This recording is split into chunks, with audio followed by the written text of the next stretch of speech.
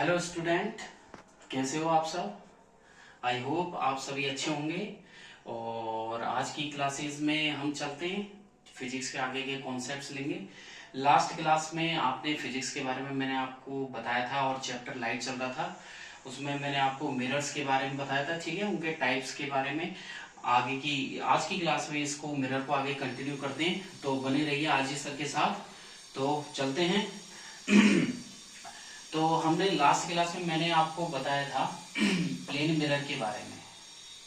Plane mirror चल रहा था, प्लेन मिरर जिसे समतल दर्पण बोलते हैं। और इसमें समतल दर्पण के अंदर मैंने आपको बताया था कि जैसे ये कोई मिरर होता है और जिसकी जो रिफ्लेक्टिंग सरफेस है वो फ्लैट होती है, यानी कि this type of mirror having the flat surface, this type of mirror having the flat surface is called plane mirror. Understand. इसके बाद मैंने आपको इसमें प्लेन मिरर के यूज भी बताए थे।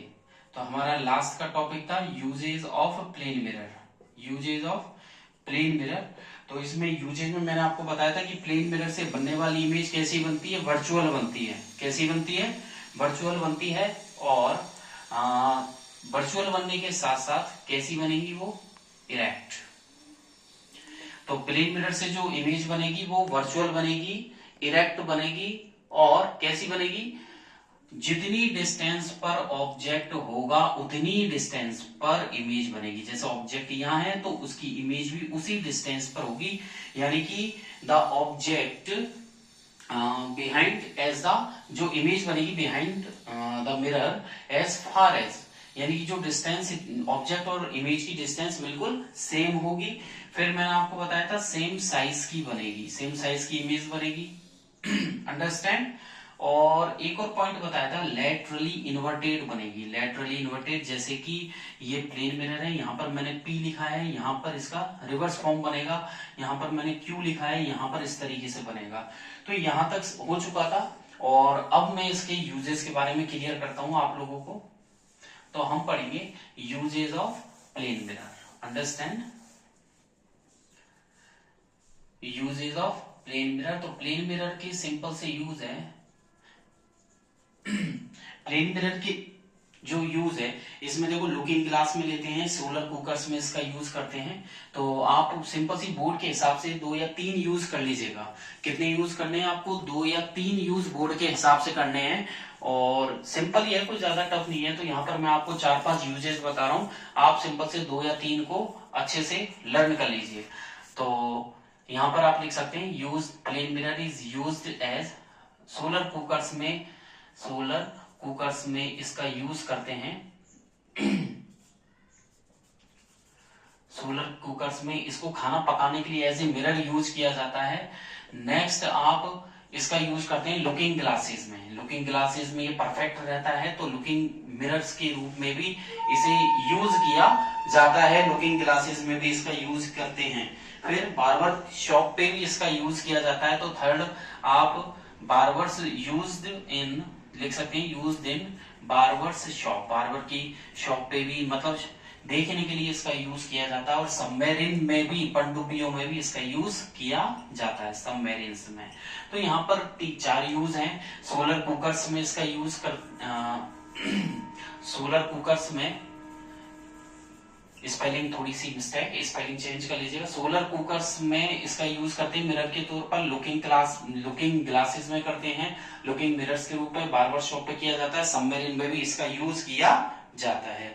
तो सिंपल से यूज है एक्सपेरिमेंट के तौर पर, साइंस में एक्सपेरिमेंट के तौर पर भी इसका यूज कर लिया जाता है। अंडरस्टैंड। आगे की तरफ चलते हैं और बढ़ते हैं इसके आगे के टॉपिक की तरफ। तो वो है laterally inversion. Laterally inverted image कैसे बनती है, तो आगे चलते हैं। अगला है लेटरल इन्वर्जन, और इसमें से भी क्वेश्चन बनता है कि व्हाट इज लेटरल इन्वर्जन।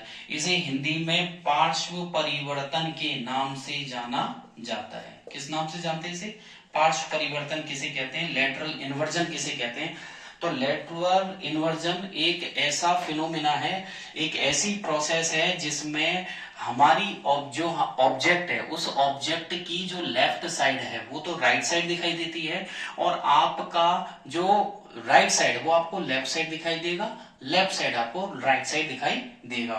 तो यानी कि the process of changing the right and left side, क्या है इसकी डेफिनेशन? सिंपल ये द क्वेश्चन लिख लीजिएगा यहां से, ये 2 नंबर का क्वेश्चन है लेटरल इन्वर्जन।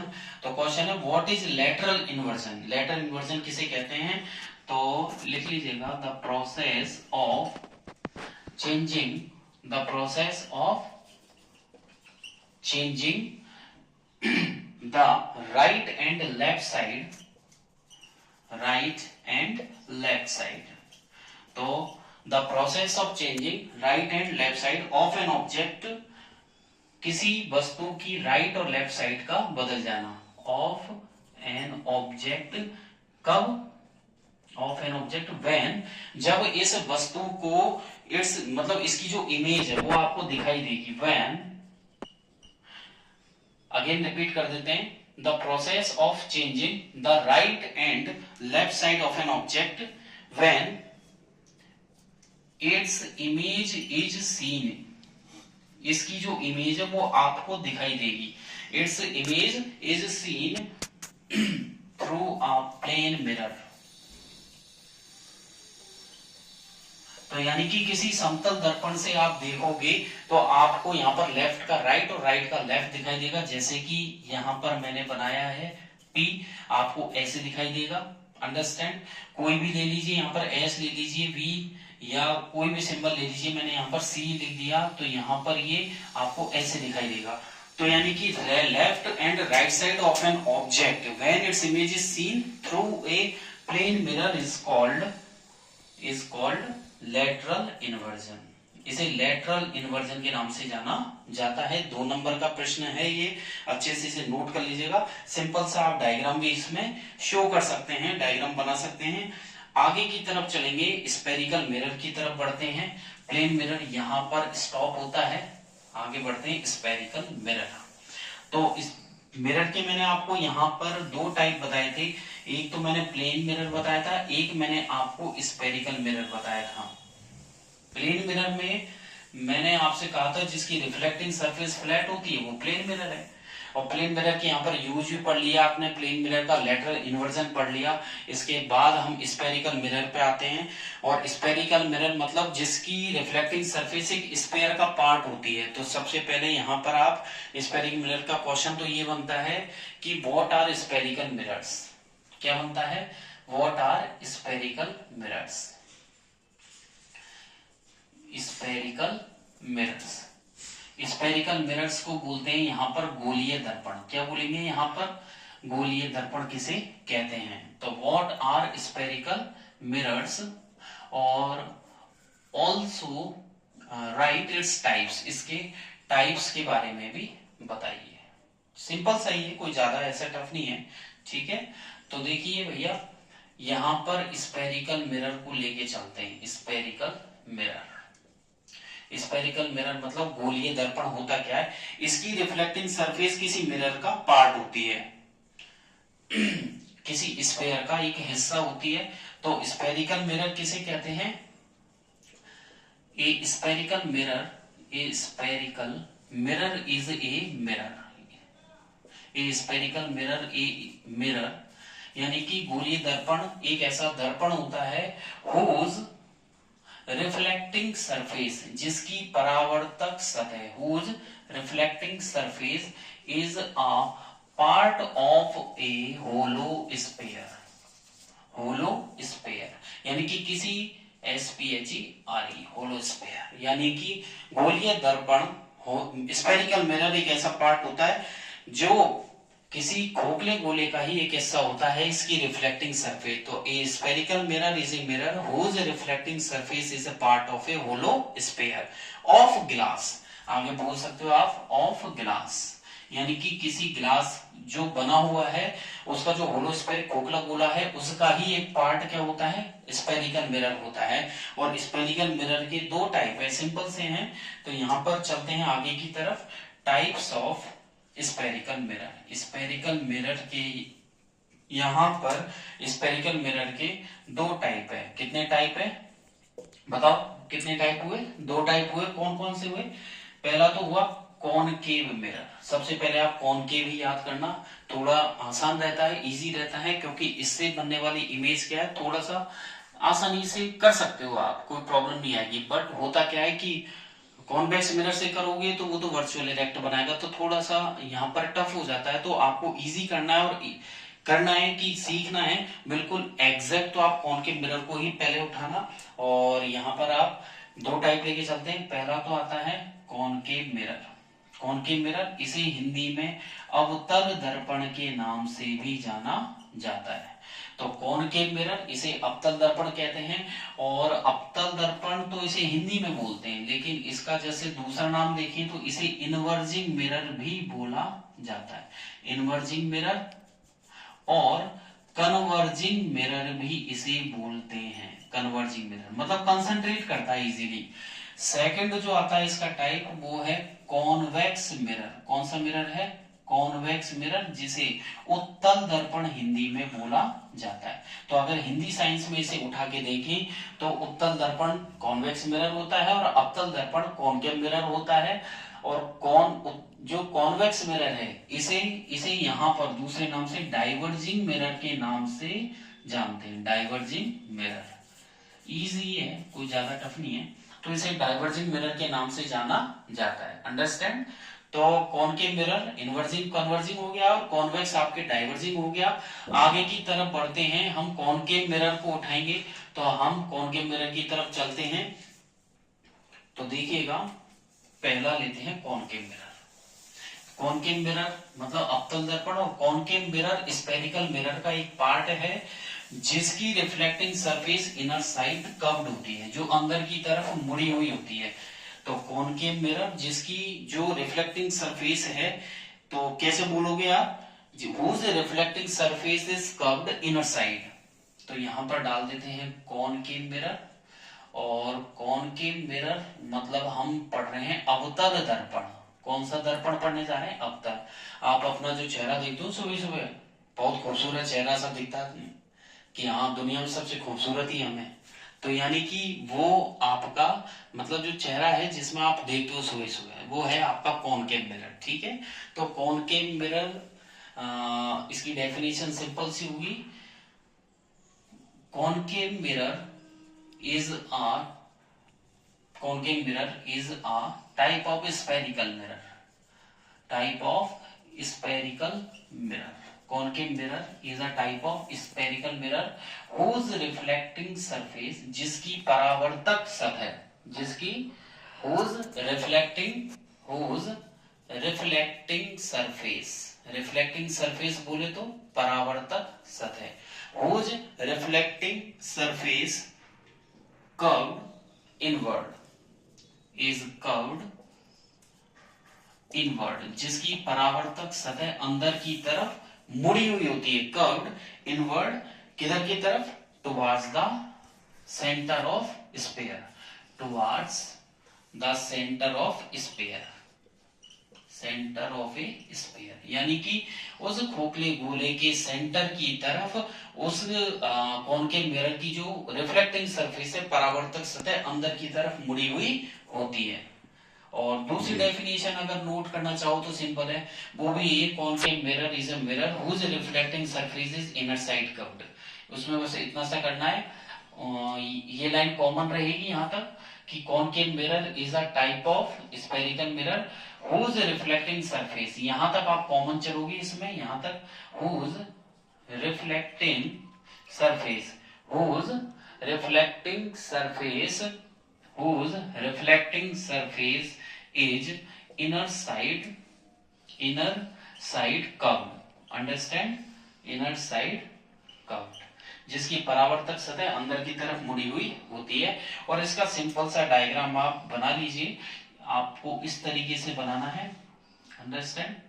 इस तरीके से थोड़ा सा बेंड कर दीजिएगा, ये इस तरीके से, और बाहर की तरफ आपको पॉलिश करनी है। क्या करनी है? यहाँ पर आपको पॉलिश करनी है। तो यहाँ पर आपको इस तरीके से पॉलिश करनी है, कोटिंग करनी है। तो ये है कॉनकेव मिरर, जो इनर साइड कर्व्ड होता है। कैसे? जैसे कि मान लीजिए ये कोई स्फीयर है और स्फीयर का ये सेंटर पॉइंट है, मैंने इसके दो पार्ट कर दिए, यहाँ पर एक पार्ट आपके ये निकल के आया और एक पार्ट आपके ये निकल के आया। तो हम इस वाले पार्ट की बात कर रहे हैं जिसका मुंह इनर साइड कर्व्ड है, सेंटर ऑफ स्फीयर उस स्फीयर के सेंटर की तरफ है। दोबारा देखिएगा, जैसे कि यहाँ पर ये कोई स्फीयर है और यहाँ पर इसका ये सेंटर है, यहाँ इस पे दो पार्ट कर दिए, तो एक पार्ट आपके ये वाला पार्ट तो हो गया इस तरीके से और ये वाला पार्ट हो गया आपका इस तरीके से, ये सेंटर हो गया। तो जिसका मुंह सेंटर की तरफ हो, इनर साइड कर्व्ड हो, तो उसे बोलते हैं कॉनकेव मिरर। ये इसका डायग्राम है।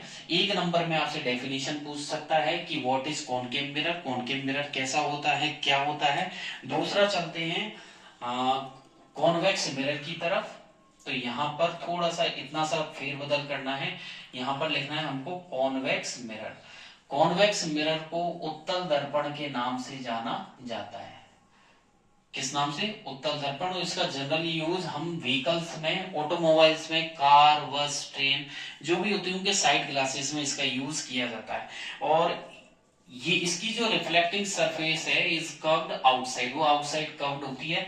तो इसमें यहां पर ये चेंजेस कर लीजिएगा कि convex mirror is a type of spherical mirror whose reflecting surface is curved. यहां पर आपको करना है कर्व्ड आउटसाइड। यहां पर क्या करना है? आउटसाइड। तो convex mirror is a type of spherical mirror whose reflecting surface is curved outside, या इज कर्व्ड आउटवर्ड भी कर सकते हो आप, यहां पर आउटवर्ड भी लिख सकते हो। इज कॉल्ड यहां से इसको हटा दीजिएगा, यहां पर लिखना है इज कॉल्ड कॉन्वेक्स मिरर। दूसरी डेफिनेशन यदि आप चाहते हो कि सर ये थोड़ा सा है, आपने जैसे पहले के में दो डेफिनेशन बताई है तो प्लीज इसमें भी बताइए। तो देखिएगा, इसमें ये लिखना है convex mirror is a type of spherical mirror whose reflecting surface is, inner की जगह यहाँ आउटर साइड कर्व्ड करना है। क्या करना है? Outer side curved is called convex mirror. Simple ये। और इसका दूसरा नाम डाइवर्जिंग मिरर है। क्या है? डाइवर्ज। और क्यों? क्योंकि पहला वाला जो मिरर था कॉनकेव, वो जितनी भी रे ऑफ लाइट को एक पॉइंट पर लेकर आता है, इसलिए उसका नाम इनवर्जिंग रखा गया है और कन्वर्जिंग रखा गया है। और यहां पर इसका काम है फैलाने का। जैसे बच्चे पड़ जाए तो एक फैल जाते हैं ना, तो इसी तरीके से ये भी फैला देता है। इसका काम है काम को बिगाड़ना, फैलाना। यानी कि यहाँ पर रे ऑफ लाइट को कंप्लीटली ये डाइवर्स कर देता है। और इसका सिंपल सा डायग्राम है, सिंपल सा बना लीजिएगा। यहां पर इस तरीके से आपको बनाना है, इस तरीके से इसको थोड़ा सा डार्क करना है, ये डार्क कर देना यहां पर। और डार्क करने के बाद इसकी जो पॉलिश करोगे आप, वो इधर की साइड ही करोगे, आपके राइट साइड की तरफ ही आपको पॉलिश करना है। अंडरस्टैंड? लेफ्ट साइड मत कर देना, लेफ्ट साइड नहीं होगी, राइट साइड ही आपको पॉलिश करनी है। ओके। और ये आपके कॉन्वेक्स मिरर हो गया। आगे की तरफ चलेंगे, कुछ आपको इंपॉर्टेंट डेफिनेशंस बताने वाला हूं जो मिरर के केस में आने वाली है। और 100% 99.9% उनमें से एक डेफिनेशन श्योर है कि आने वाली है। पोल है, सेंटर ऑफ कर्वेचर है, रेडियस ऑफ कर्वेचर है, तो और भी कई सारी डेफिनेशन है। तो चलते हैं आगे बढ़ते, बने रहिए आरजी सर के साथ और देखते रहिए, स्किप ना करें लास्ट तक क्योंकि सस्पेंस बाकी है अभी। ठीक है, तो आगे की तरफ चलते हैं। और यहां पर मैं हेडिंग डाल देता हूं सम डेफिनेशंस। यहां पर कुछ मैं आपको इंपॉर्टेंट परिभाषाएं बताने जा रहा हूं जो कि रिलेट करती हैं मिरर को, रिलेटेड टू मिरर्स। तो दर्पण से संबंधित कुछ ऐसी परिभाषाएं जिनमें से एक नंबर की डेफिनेशन हो सकता है कि 1+1+1 में क्वेश्चन आए, तो वहां पर मिरर के केस में डेफिनेशन एक नंबर में रख दी जाए, या कोई भी इनमें से टर्म्स जो मैं बताने वाला हूं वो पूछ ले। तो यहाँ पर सबसे पहले चलते हैं और हम पढ़ेंगे पोल। क्या पढ़ेंगे? यहाँ पर पोल है। तो देखिएगा, पहला जो टर्म आपको पढ़ना है वो पढ़ना है पोल। क्या पढ़ना है? पोल पढ़ना है। यहाँ पर पोल क्या होता है? पोल का सिंबल पी होता है। और जैसे कि हमने अभी, मैंने आपको कॉनकेव मिरर बताया था, यहाँ पर आपने पॉलिश की थी, ये इसका मिडिल पॉइंट बनाया था। तो ये जो मिडिल पॉइंट होता है जो कि प्रिंसिपल एक्सिस पर होता है, the mid point of spherical mirror, spherical mirror का जो मिड पॉइंट होता है या मिडिल पॉइंट बोल दीजिए, वो पोल कहलाता है। तो यहां पर लिख सकते हैं the mid point of A spherical mirror. यहां दोनों के लिए कॉमन लेके चल रहा हूं, ना तो कॉनकेव और कॉन्वेक्स के लिए लेके चल रहा हूं, मैं दोनों को एक साथ ही लिख रहा हूं। तो द मिड पॉइंट ऑफ ए, क्या लिखोगे, the mid point of A spherical mirror, किसी गोलीय दर्पण का जो मध्य बिंदु होता है। तो आप हिंदी में लिखना चाहे तो पोल को यहां पर लिखोगे, किसी गोलीय दर्पण का जो मध्यस्थ बिंदु होता है, the mid point of A spherical mirror is called, उसे बोला जाता है पोल। क्या बोलते हैं, पोल। और इसका डिनोशन है पी। अंडरस्टैंड, जैसे यहां पर ये हो गया। और कॉन्वेक्स मिरर लेते हैं हम यदि, तो प्रिंसिपल एक्सिस, और यहां पर ये पोल हो, यहां पर ये पॉइंट हो गया पोल पी। आगे की तरफ बढ़ते हैं सेंटर ऑफ कर्वेचर की तरफ। तो सेकंड आता है सेंटर ऑफ कर्वेचर। तो नेक्स्ट आती है centre of curvature. Centre of curvature क्या होता है, ये किसी होलो स्फीयर का एक ऐसा पॉइंट होता है, जैसे एक खोखला गोला होता है, उसका एक ऐसा पॉइंट होता है जिससे कि क्या बोल सकते हैं अपन, कि वो पूरा स्फीयर तैयार किया गया है। तो centre of the hollow sphere of, जिस पर की स्फेरिकल मिरर बना हुआ है, तो यहां पर लिख सकते हैं the centre of a hollow sphere, किसी खोखले गोले का, किसी खोखले गोले का सेंटर। तो the centre of a hollow sphere of which, जिस पर की ये बनाया गया, of which the spherical mirror, of which the spherical mirror formed, जिस पर की स्फेरिकल मिरर बनाया गया है। यानी कि जैसे ये पॉइंट है और यहां पर ये स्फेरिकल मिरर बनाया गया है, तो this is the centre of curvature. Understand, यहां पर बना देते हैं तो ये आपके कौन सा मिरर आ जाता है, कॉनकेव मिरर आ जाता है। ये बाहर की तरफ पॉलिश की हुई है कॉनकेव मिरर, और ये आपका आ जाता है पोल पी, ये आपका फोकस और ये आपका सेंटर ऑफ कर्वेचर। इसी तरह इसी पॉइंट पर जैसे ये वाला है, तो यहां पर ये इसकी रिफ्लेक्टिंग सरफेस, ये कॉन्वेक्स मिरर है, ये इसका पोल पी है, ये इसका फोकस है, और ये सेंटर ऑफ कर्वेचर है। तो सीधी सी बात है, एक ही उपचार है कि दोनों मिरर के लिए अगर लेंगे तो स्पेरिकल मिरर, तो उस होलो स्फीयर का ऐसा सेंटर जिसपे कि वो स्पेरिकल मिरर बनाया गया हो, स्पेरिकल मिरर इज फॉर्म्ड। आगे कंप्लीट कर दीजिएगा, spherical mirror is formed, is called center of curvature, is called center of curvature। Understand, इसका जो सिंबल होता है वो C होता है, यानी कि the center of hollow sphere of which the spherical mirror is formed is called center of curvature। आगे की तरफ चलते हैं रेडियस ऑफ कर्वेचर की तरफ। तो नेक्स्ट जो टॉपिक आता है, दो डेफिनेशन हो गई, थर्ड पे हम बढ़ते हैं रेडियस ऑफ कर्वेचर। ये सारी जितनी भी डेफिनेशन है ये आपके न्यूमेरिकल्स में भी काम आएगी, और हो सकता है एक एक नंबर में भी पूछ ली जाए। तो तीसरे की तरफ बढ़ते हैं radius of curvature, radius of curvature. तो रेडियस ऑफ कर्वेचर में कुछ नहीं है, बस सिंपल सा है कि जो सेंटर ऑफ कर्वेचर होता है और पोल पी के बीच की जो लेंथ है वो रेडियस ऑफ कर्वेचर होती है। और इसके बाद मैं आपको रेडियस ऑफ कर्वेचर, और इसके बाद हम जो टॉपिक लेंगे वो प्रिंसिपल एक्सिस लेंगे, अपर्चर लेंगे, फोकल लेंथ है, फोकस है, प्रिंसिपल फोकस या फोकस बोल दीजिए, अपर्चर, वो सारे टॉपिक मैं आपको लूंगा। आगे की क्लासेस में हम कंटिन्यू करते ही रहेंगे। तो अगर आप आज की क्लासेस आपको ठीक लगी हो, अच्छी लगी हो, तो लाइक जरूर कीजिएगा और बेल आइकन पे क्लिक कीजिएगा, और बने रहिए आरजी सर के साथ। फिजिक्स में नो डाउट जब है आरजी सर, तो कंटिन्यू करते हैं। थैंक यू, नेक्स्ट वीडियो में जरूर बनिएगा। Bye bye.